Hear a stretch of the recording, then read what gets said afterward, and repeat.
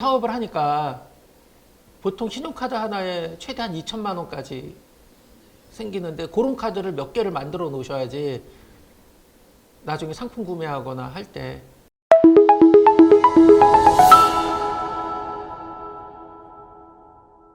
광고 리포트 분석인데 제가 봐서는 이 분석만 할 줄 알면 뭐 더 이상 다른 건 필요 없을 것 같더라고요. 그래서 크게 보면 우리가 이제 노출수, 클릭수, 그리고 클릭률, 전환율, 그리고 마지막에 광고 수익률 이렇게 나눠져요. 그러니까 크게 보면 우리가 그 리포트를 볼 때 보는 기준들이에요. 효율, 그 다음에 광고 수익률, 전환율, 전환당 비용, 뭐 이렇게 크게 네 가지인데, 뭐 효율은 총 투자 대비 그 수익이 얼마나 되느냐, 이건 뭐 그 일반적으로 모든 비즈니스를 할 때 사용되는 거고요. 우리가 보는 거는 광고 수익률이라고 하는 거예요. 그러니까 광고비를 얼마 집행해서 얼마의 수익을 받느냐라고 하는 거고, 필기할 필요 없어요. 우리 이거 학원 아니잖아, 그죠? 이 PPT 다 가져갈 건데 뭐.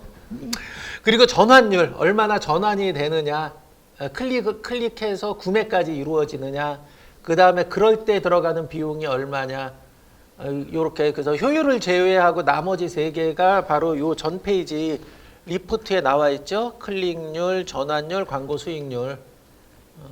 요거를 잘 분석을 하면 되는데, 우리는 뭐 이게 뭐 이론적으로 무언가를 하려고 하는 게 아니니까 그냥 머릿속에 이런 게 있다라고 하는 것만 담아두시면 됩니다. 자, 뭐 이렇게 나눠요. 우리는 뭐 수익률이 있고, 광고 수익률이 있고, 전환당 비용이 있고, 뭐 전환율. 자, 이렇게 한번 쭉 읽어보세요. 유튜브 보시는 분들도 굳이 이거 이렇게 메모해 가면서 뭐 공식 수식 세우고 그럴 필요는 없어요. 왜 그러냐? 우리는 목표를 명확히 가지고 갈 거기 때문에 그래요. 우리가 판매가를 정할 때 여기 보면 구매가에 매출이익에 고객 혜택에 마켓 수수료에 광고비를 더해서 판매가를 뽑아요. 그렇죠? 근데 광고를 하게 되면 이 고객 혜택은 굳이 있을 필요는 없어요. CPC 광고나 CPP 광고를 한다고 했을 때 왜? 그 자리를 우리가 돈 주고 사는 거니까. 그렇죠?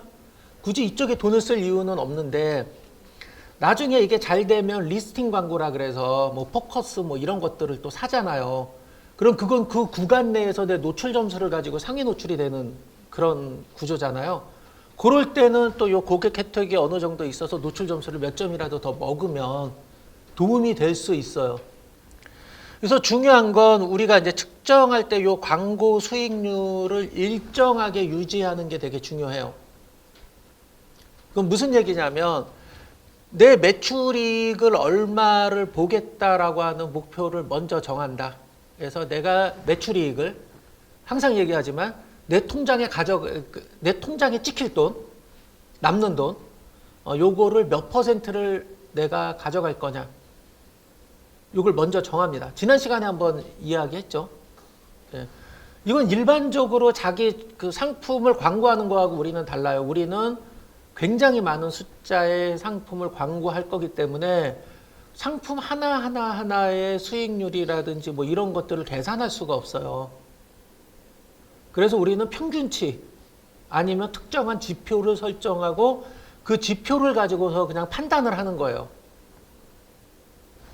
자, 수익률, 그 다음에 마켓 수수료도 뭐 픽스되어 있는 거니까, 그 다음에 광고비 비율을 어느 정도로 잡을 거냐 라고 하는 것도 미리 다 정해버리는 거예요.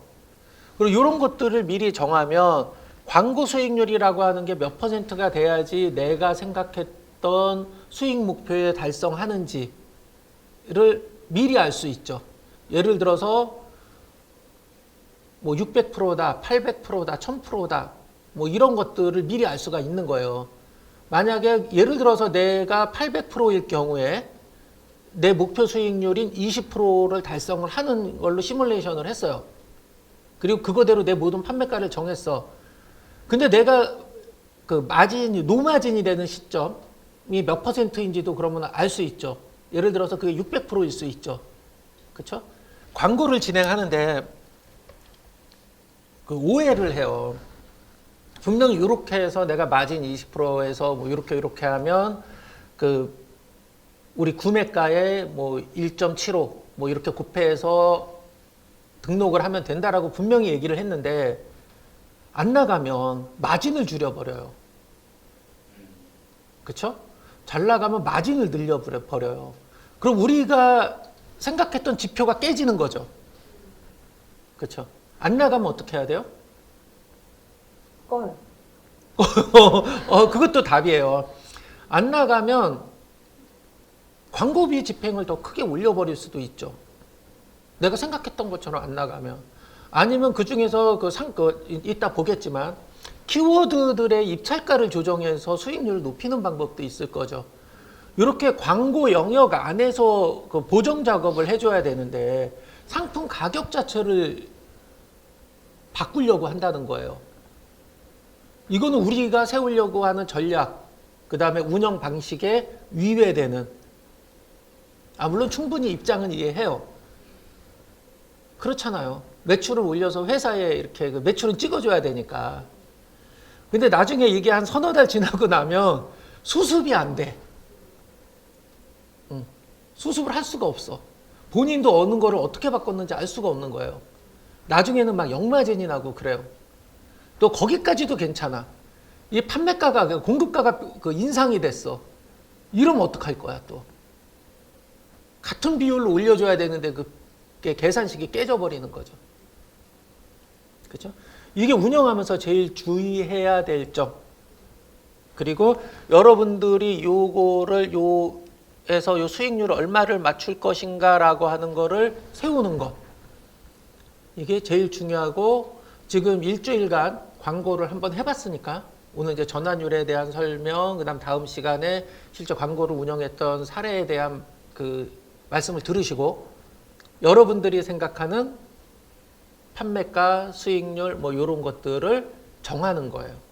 그리고 다음 시간부터 광고를 제대로 집행을 하는 겁니다.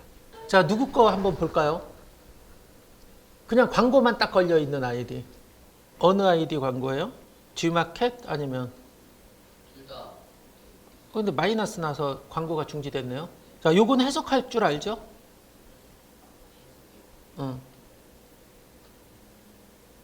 돈이잖아요. 내 돈의 계정인데 이 계정에 대한 해석을 안 하고 어떻게 진행을 하시려는지. 우리가 일반적으로 광고를 할 때 돈을 넣어야 돼요. 옥션 G마켓에다 입금을 해야 돼. 근데 입금하는 방식이 두 가지가 있잖아요. 현금으로 무통장 입금하는 방법이 있고 카드 결제하는 방법이 있어요. 근데 무통장 현금으로 입금하거나 아니면 내 구매 대금이 이렇게 여기에 쌓이는 경우 있어요. 요거는 현금으로 인출을 할 수가 있는데 카드로 결제한 거 현금으로 인출이 안 돼요. 카드 취소도 안 되고. 왜? 카드깡 할까 봐. 100만 원 그 광고비 넣고 나중에 현금성으로 돌려갖고 100만 원 출금할 수 있잖아. 라고 하는 요소도 있고요. 그 다음에 이제 여하튼 교환 취소인데 제가 봐서는 카드깡의 그 위험성. 당장 또 현금이 필요한데 현금이 없어. 그럼 카드로 쌀 사고. 안 해봤죠? 사업 망해보면 별걸 다 해요. 쌀 사러 가서 쌀 700만 원어치 사고 뭐 이럽니다. 자, 옆으로 샜고요. 요거 카드성, 요거 현금성, 요건 내가 인출이 가능한 거. 그 다음에 카드성, 요거는 카드로 내가 그 광고 대금 충전을 한 거고 내가 인출이 불가능한 거. 이벤트성은 뭐냐면 얘네가 가끔 돈을 돌려주거나 뭐 이런 경우들도 있고요. 뭐 해요. 제 계정 보면 막 이런데 막 돈이 뭐 몇만 원씩 막 이렇게 쌓여 있어요. 그다음 광고성 요것도 뭐 돈을 돌려주거나 그런 게 있고 CPC 임원이라고 해서 요거는 뭐냐면 간편 광고하고 해서 캐시백 돼서 나오는 게 여기 요 자리에 이렇게 쌓이는 거고요. 그래서 요 합이 요거고요. 요 중에서 요게 CPC 결제 가능한 금액, 광고를 할 수 있는 금액인데 지금 광고를 하다가 이런 상황을 만들면 좋지 않아요. 이런 상황을.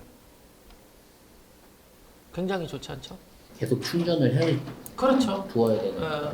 그래서 매일매일 들어가서 일정 그 시간이 지나면 하루 광고비가 이렇게 어느 정도 되는지 딱 정해지니까 항상 넣어놓는데, 광고비는 그냥 카드로 충전하세요. 포인트 쌓이잖아요. 카드 포인트 쌓이잖아요. 신용카드를 잘 안 써서. 아니, 써야 돼요.